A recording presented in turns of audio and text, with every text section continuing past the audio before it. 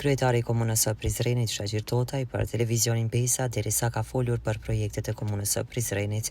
Në mes të tjera është kapohuar se këtë vit fillon ndërtimi i teleferikut për Kala, edhe pse kemi thënë edhe herave të tjera kështu. Po tani mund ta konfirmojmë se kemi të kryera të gjitha procedurat dhe këtë vit besojmë se do të fillojmë nga fillimi punimeve për teleferikun. Teleferiku është në fazën finale, kisha me thonë. Ne kemi thonë këto disa herë, edhe qytetarët këtu kanë drejtë dhe më na kritiku ka pak, sepse na i pranojmë ato, mirë po tash jemi në fazën e hartimit të projektit final implementues. Pastaj, ne po besojmë që Ministria e Infrastrukturës, me qenë se kanë shkruar marrëveshje në memorandumit ripalsh, do të na jep ato mjete për me bë teleferikun Kala, edhe ai do të jetë një projekt i cili do të jetë atrakcion, po përveç atraksionit do të jetë i dobishëm për zhvillimin e turizmit, sepse ka shumë qytetar apo vizitor të cilët nuk mund me hecë deri në Kala. Edhe përmes teleferikut kishin me shku në Alt, kishin me pas një pamje të mirë të qytetit të Prizrenit, po eventualisht nëse arrim me gjetë burime financiare edhe Kalan me renovu pak, me bë ma funksionale, ma praktike, edhe me bë besa edhe një burim të mjeteve për buxhet, sepse ju e keni pa në për shumë qytete evropiane, po edhe në rajon, paguhet qasën e për objekte të trashëgimisë kulturore historike. Të më thonë, këto janë si koncept ide, edhe varësisht për asaj se çysh do të kemi gjendje në aspektin buxhetor, disa nga këto ide, unë besoj që do t'i realizojmë. Kryetari Totaj me këtë rast ka folur edhe lidhur me parkun e biznesit, duke thënë sqarime lidhur me këtë. Për me licencu një pak bizneseve, duhet bashkëpunim me ministrinë. Edhe duhet pajtueshmëri dikun nga një këshill ndërministror përbohet prej 5-6 ministrive.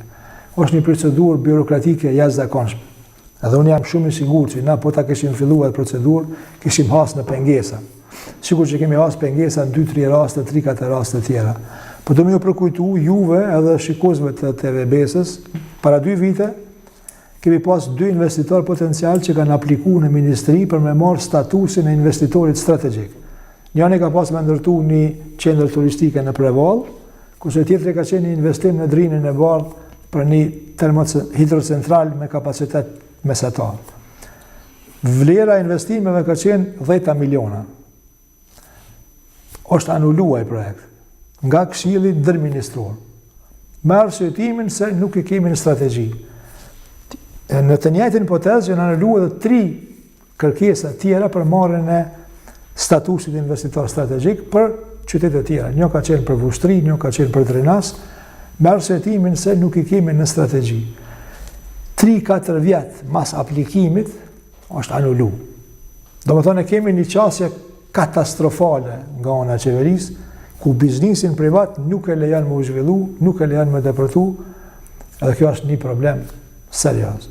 Megjithatë në zonën ekonomike e kemi nda, jemi në përfundim të dokumentacionit, kisha me thonë, edhe jam optimist se shumë shpejt kemi me fillu negociatat direkte me ata investitor ma serios që kanë mundësi me investu për 10% të vlerës e përgjithshme të buxhetit për investime kapitale, po edhe këtu ka pas tendenca nga ana e qeverisë që me i marrë disa kompetenca komunave edhe me i centralizu këto kompetenca në mënyrë që me vështirësu hala ma tepër bashkëpunimin me biznise edhe dhënien e një parcele ose një leje ose një toke për një investitor potencial. Do të thonë, në vend se me lehtësu, me shpejtu, me thjeshtësu procedurën, tendenca e qeverisë është me ngadalësu, me bloku, me kontrollu, që është një absurd edhe një paradoks i llojit veçantë në kohën kur krejt bota tenton biznesit me i bën favore, na i bën pengesë. Ndërto me prodhime vendore.